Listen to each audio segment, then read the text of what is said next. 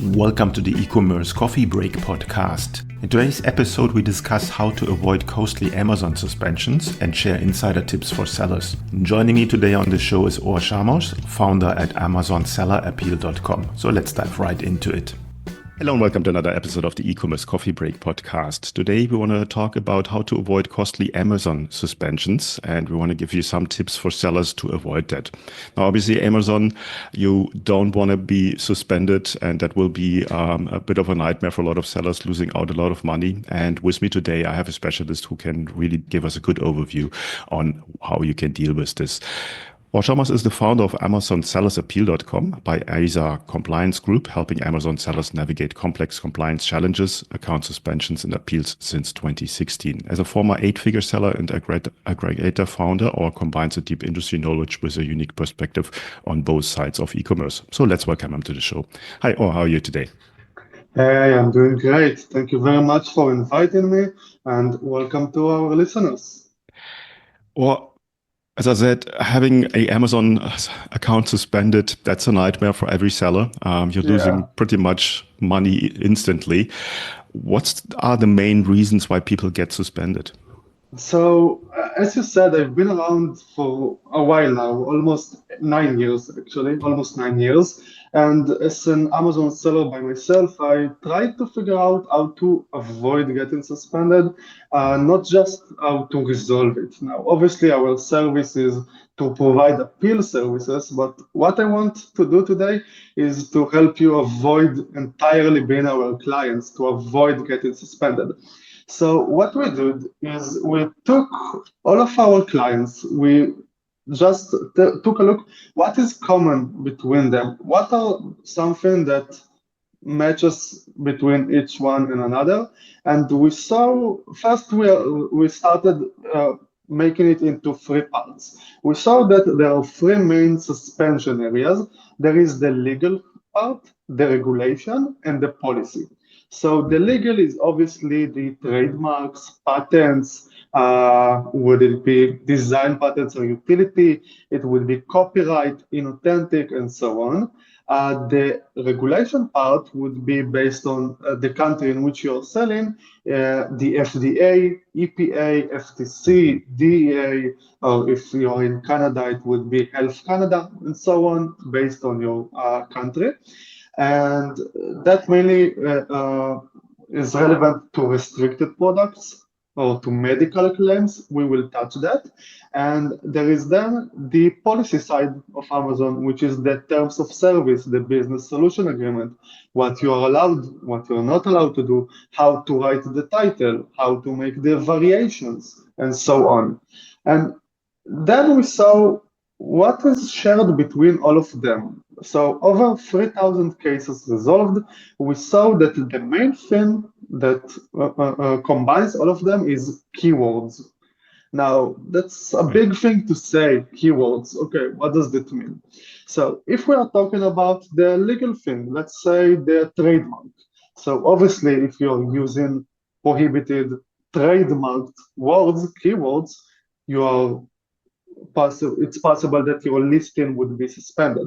Now, that's easy. And same thing with the policy side. Now, let's even take another easy thing. If you're like saying that the bullet points, okay? A few years ago, Amazon came and say, hey, you can't write the bullet points with all caps, right? So you must lower cap them and write them regularly. So that's another simple example about keywords. And then in the regulation, the second part that would be, for example, medical claims or Mhm. drug claims. If you're selling, I don't know what, a water bottle and saying that the cap is antibacterial, that's a problematic term. And again, we will touch that. But this is in very short and concise and summarized way what keyword misclassifications means that Mhm. can cause suspensions. And this is what I mean by saying it is relevant to all types of suspensions. Okay. Now, this is quite a huge range of different areas where a seller needs to have a good insight on, specifically with keywords, what they need to Yeah. avoid. A lot of sellers might think that getting suspended might not happen to them. Why is that thought dangerous? Yeah. So first, you touched a very good point. A lot of people think, oh, okay, I'm safe. I covered my product. I'm not doing any black hat things. We are not there. I'm not talking. If you are a black hat seller and you're listening, this might not be precisely relevant to you because you know you're at risk. I'm talking to the average seller, to everybody who is selling on Amazon and thinking they might or might not be at risk. I'm telling you, everybody are at risk. We got so many people reaching out and saying, "Hey, oh, what's happening?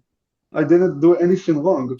Now, it doesn't mean that you need to do a violation to be proactively manipulating reviews and getting traffic or getting or damaging competitors. We are not there yet. You can make a mistake and get suspended. It's like in anything else in life. You don't need to be a bad actor to receive like a lawsuit or something. So same thing in here.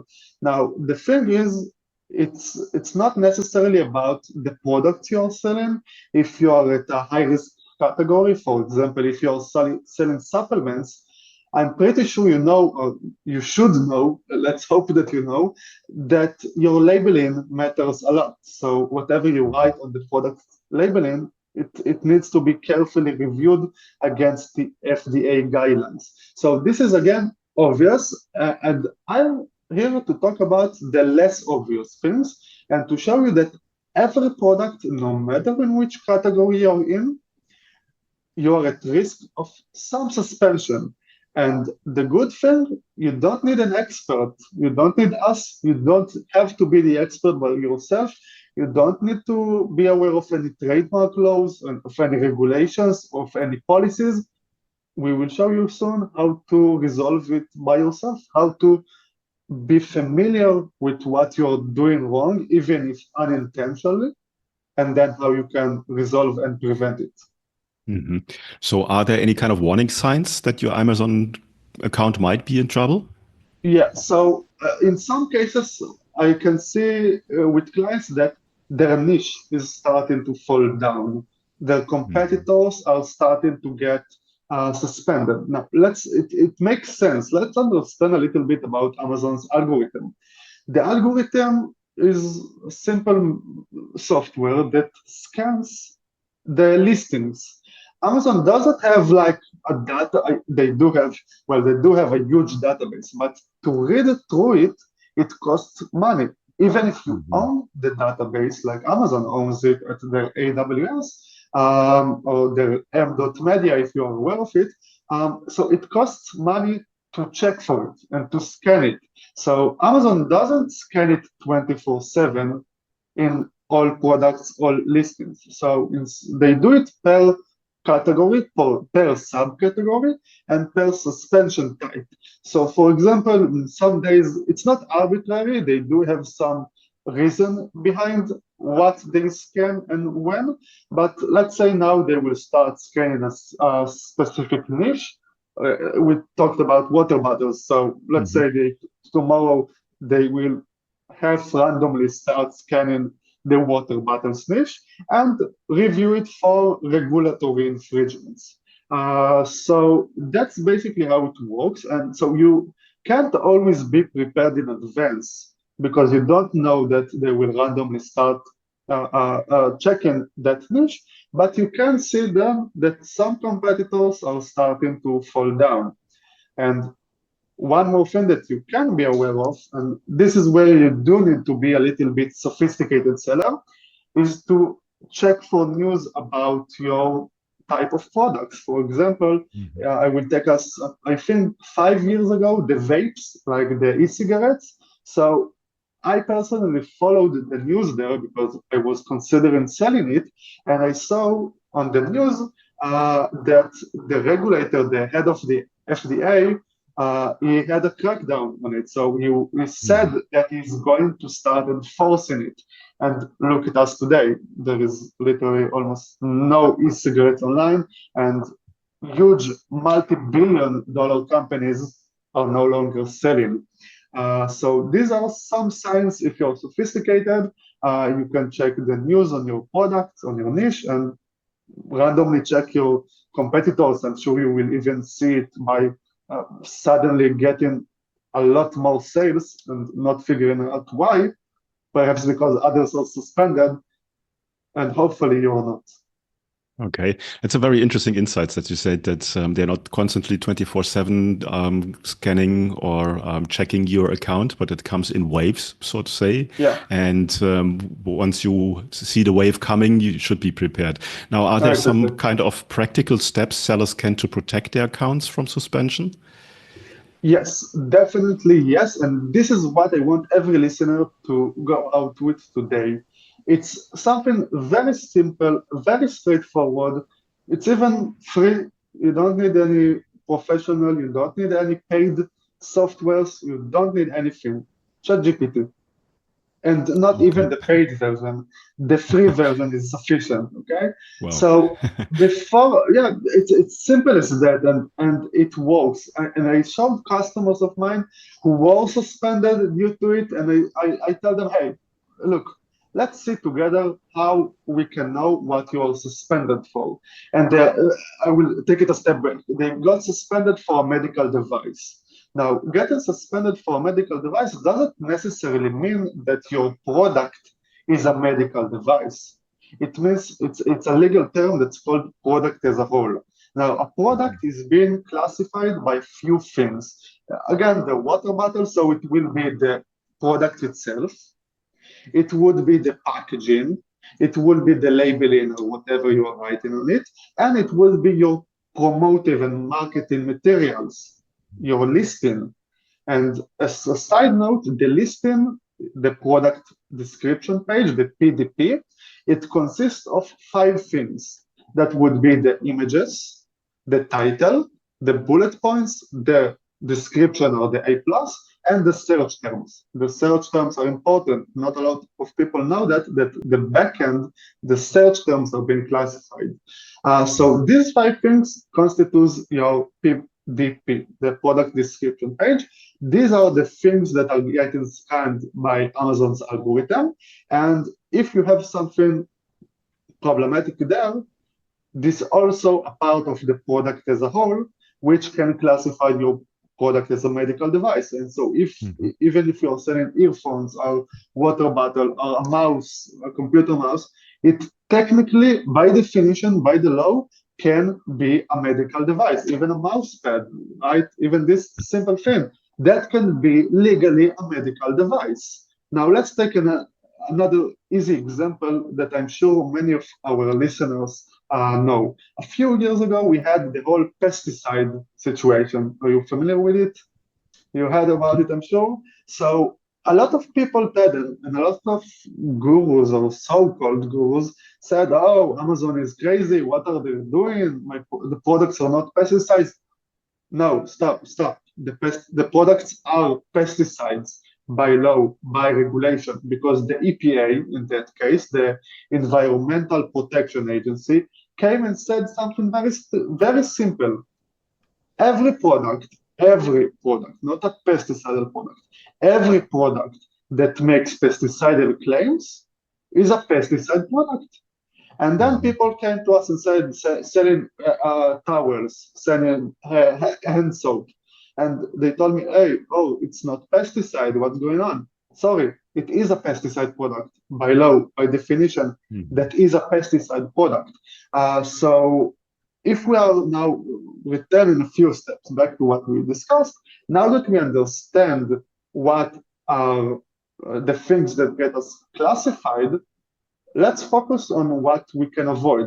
So obviously we have the product, which we can't avoid. If your product is a medical device, get the authorizations you need and the approvals.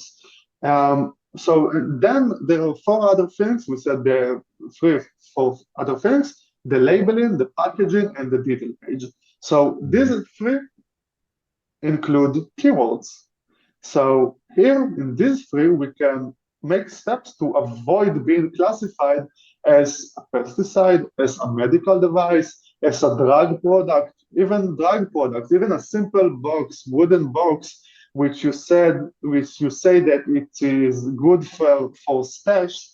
and that it prevents smell, let me tell you, it can legally be a drug paraphernalia product. That's something that not a lot of people understand. And they tell me, hey, there is a misclassification. No, there is no misclassification. Okay, very interesting examples. So, it also shows how difficult the topic itself is, because, as you said, Yeah, the most sellers are not aware that they fall under one policy category or something that they um, basically they just don't know about it. Now, obviously, if I'm a seller, if I'm a merchant on Amazon, I get the notice that my account is suspended. I'm under stress and I'm yeah. all over the place, and my mind is not really working 100% to get it fixed the right way. Yeah. What's the first thing you should do when you get the notice that your account is suspended? Wait, go out, drink, walk around the block, drink cold water. Don't do anything. Trust me here. The first thing that you are doing and sending to Amazon is very important. Don't send them anything under stress. Trust me. It won't even taking 1 or 2 or 3 or even a week. Even wait a week, it's a lot. It's your whole business. And again, trust me, I'm an 8-figure seller. I know about the stress involved. I have the employees, I have the cash flow, the suppliers to pay to. And again, and yet I'm saying what it's worth it. Wait, think it through. But I will take it a step back with your permission, and then I will get to what to do Mhm. once you are suspended, because I want to help you not get there. I want to help you not get to the point where you are suspended and think, oh, what do I need to do now? Let's think one step before that. For example, if you're selling branded products, obviously you know that you need to have the proper invoices in advance and the letter of authorizations and so on. But in here, how can I do? What can I do? As you said, it's a complex area. There are so many things to be aware of. How can I find an expert that is aware of all of this? You don't. So we said ChatGPT. ChatGPT is every other AI tool, honestly. It doesn't really matter. What I usually do is I go to the chat, whatever tool, and tell him, hey, I am an Amazon seller. I need your assistance. Help me review my listing. And again, my listing is the 5 things that I've mentioned. Again, I will mention it, the title, the Mhm. images, the search terms, the backend, the bullet points, and the description of A plus content. And you can send images. It's okay. It has an ODR if you're aware of it, so it knows how to read your images. So it's okay. Or the A plus. So just send him everything through. Send him. Walk him through around. You can help make it even more specific. I'm an Amazon seller. I need your help to review my listing, my content, to understand what are the potential risks that I'm facing, what keywords are problematic and might get me suspended. Walking through it like I'm explaining to you, go ahead and Mhm. explain to the chat, hey, review it. Let me know what's problematic. And in some cases, I saw that is obviously even today we are quite far advanced into the different tools. It still makes things up. It still gives false negatives, Mhm. false positives. Sorry, but that's okay. Use your common sense. I'm not telling you, hey, go ahead and revise your listing, lose indexed words, and you're good. No, have some common sense. Think it through. Ask him, okay, can you rate the risk? How far do you think that I am at risk for getting suspended? In some, he will tell you, oh, okay, that's 4 out of 10. Ignore it. In some, it will tell you it's 10 out of 10. Now, take Mhm. that specific keyword, the 10 out of 10, the 9, and ask him to explain it to you. Explain to me, hey ChatGPT, thank you. Please explain to me why this specific keyword can get me suspended. Based on what law? Based on what regulation? And then you're at a better position to understand what are your risks. And again, it doesn't matter if you're selling any product, whatever niche you're in, your product can be suspended due to medical device or pesticide or drug. It doesn't matter what product you're selling because the listing and the packaging and the labeling can also classify the product as a whole and get you suspended as such. And telling Mhm. Amazon or us or anyone, hey, I was misclassified is completely incorrect. You were correctly classified. The product is not a pesticide, sure, but the product as a whole is a pesticide. No, makes total sense. Now, obviously, if you have a smaller store, you have only a couple of products. With a bigger store, you have tons of different products. Yeah, And you might do your homework, and then this wave reaches you, and you get suspended while the product listing yeah, was okay for a long time. yeah. So things become more complicated. And then this should be the time to reach out to you guys. So AmazonSellersAppeal.com, you help merchants, obviously. What or where do you come in, and what's your process there? So everybody will need first about the sellers who has like a lot of listings, download through the reports the inventory loader file. That specific file is pre-filled with all of your data, so you don't even need to copy paste. Go to reports, inventory loader file, inventory repository, or something like that it's called, and then you can have all your listing pre-filled easier instead of copy pasting 800 listings like I had. And so basically, you can reach to us to anything if you Mhm. need help with reviewing complicated keywords or thinking of product launches and to anything that you need to avoid being suspended. We will love to help you with that. And if eventually, unfortunately, you will be suspended, we will be happy to help. So you reach out to us, we review your situation, we give you our full strategy and how we are going to resolve it. If you want, you can all the same try and resolve it alone. We do encourage that in some cases. But again, if I will go back to the question from before, what to do, the first thing to do after getting suspended, breathe. Take a minute, wait. It's not worth it to act fast. And I understand it's a multi-million dollars with employees, with cash. It's okay, I understand. But take your time.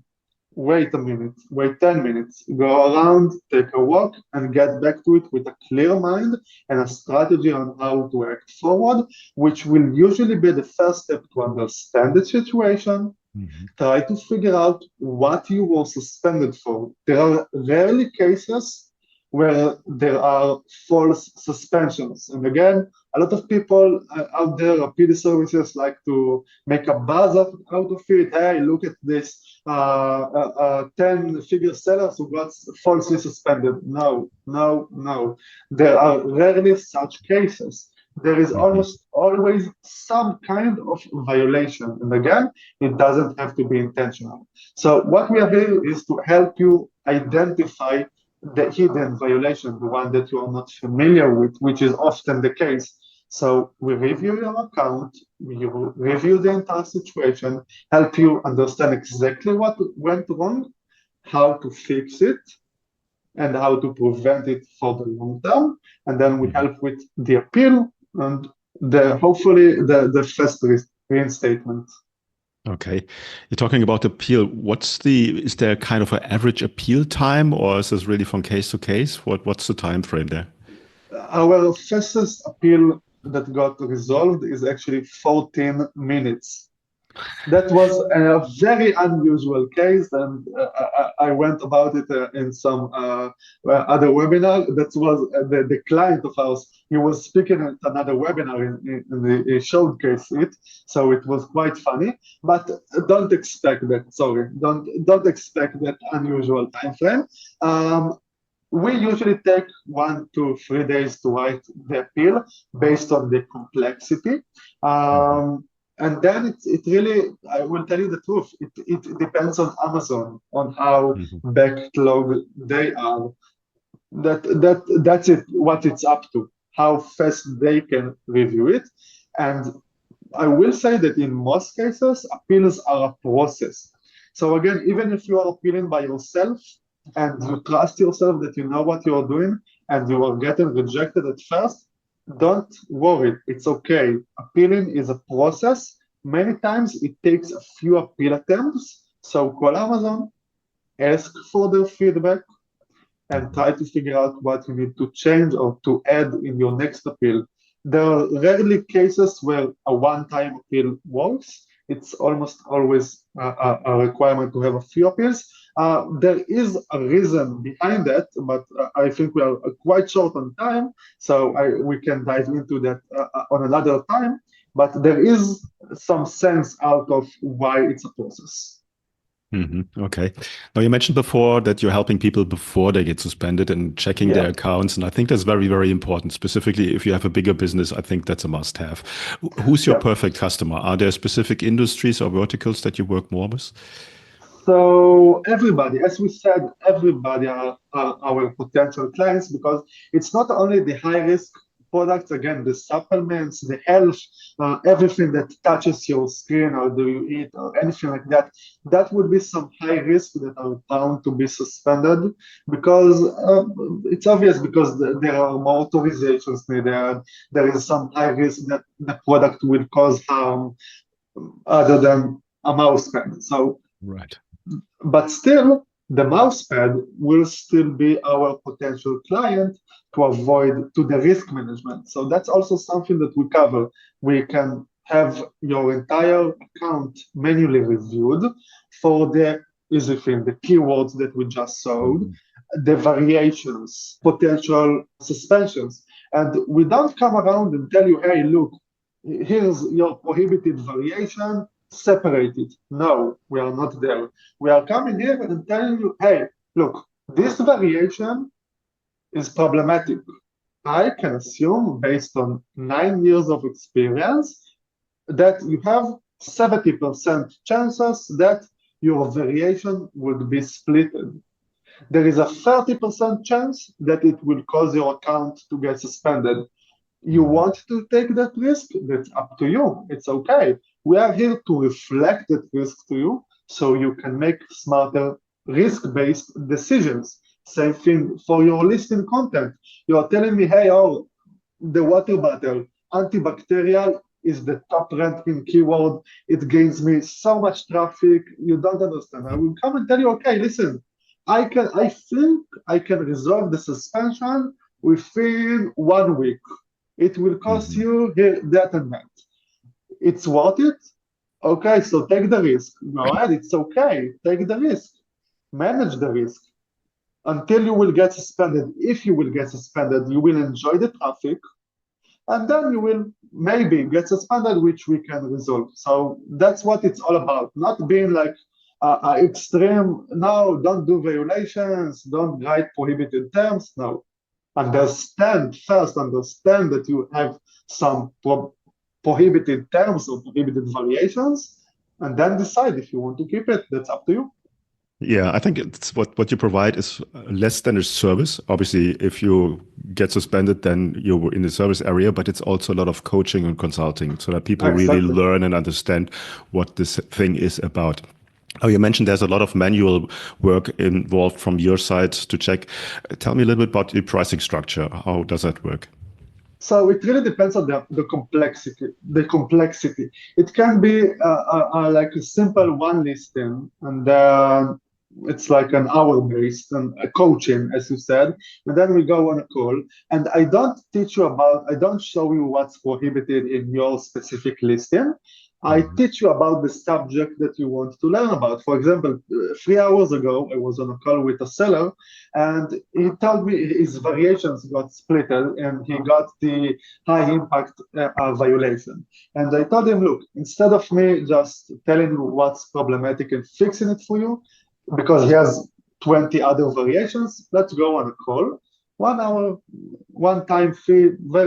This one is actually very cheap, so it's a no-brainer. And then I simply taught him how variations work and then he understood what's prohibited in his specific variation that got splitted, and he implemented it. Hopefully, he will implement it in his other variations. So this is the one time the coaching for your one specific issue. There is the risk management when we come and review your account, your Mhm. listing, and it really depends on the complexity, the amount of listings involved, and how much time will it take us? And then there is the appeal services, which once again, based on complexity, it can be anything from $800 to $4,000. Mhm. So the range is very big here because some cases I can tell you, hey, look, it's quite simple. Let Here, go solve it by yourself. Here's what you need to do. In others, I will tell you, okay, that's what it requires. And in some cases where there is a lot of legal or regulatory work involved, that would be on the higher tier. hmm No, I think it's very important to have an expert on your side with this topic. And as mentioned before, it's your whole business. Everything Yeah. comes to a standstill. Your bills continue to run. So you're in a situation between a wall and a hard rock where you don't want to be. And then you want to have someone to work with to really can help you from A to Z to make sure that this, first of all, doesn't happen. And if it's happened, then you can solve the problem relatively quickly. Before we come to the end of the coffee break today, is there anything that you want to share with our listeners that we haven't covered yet? You mentioned that things are constantly updated. So you're right. What was permitted today might be prohibited tomorrow. So what I do for either my business as a seller or for the customers that I work for, I build for them a weekly routine, for some monthly routines, for some weekly routines, and it takes no more than 5 minutes to just double check and ensure that nothing has changed. And again, you can use AI tools, very simple AI tools. Hey, ChatGPT, can you check again if there is something new, perhaps, if there are any updates? And obviously, once you're updating and optimizing your SEO, before you click save, go ahead and recheck on ChatGPT. Okay, that's a very good tip, and everyone should do that. Where can people go to find out more about you guys? So I think the easier way to would be to Google my name, Oshamosh. Google me uh, over in LinkedIn, in Facebook, wherever you feel comfortable with. I'm available mostly anywhere. So just reach out wherever you feel confident. Thank you very much for having me. And if there is one last thing to say, don't leave this podcast. Don't go and continue with your day. Just do this one simple thing. Copy paste your listing, throw it into ChatGPT, ask him to analyze, and that's it. If you will be my client while suspended due to keywords, I will be very angry. Okay, sounds good to me. Thanks so much. Have a great day. Thank you. Have a great day. Bye bye.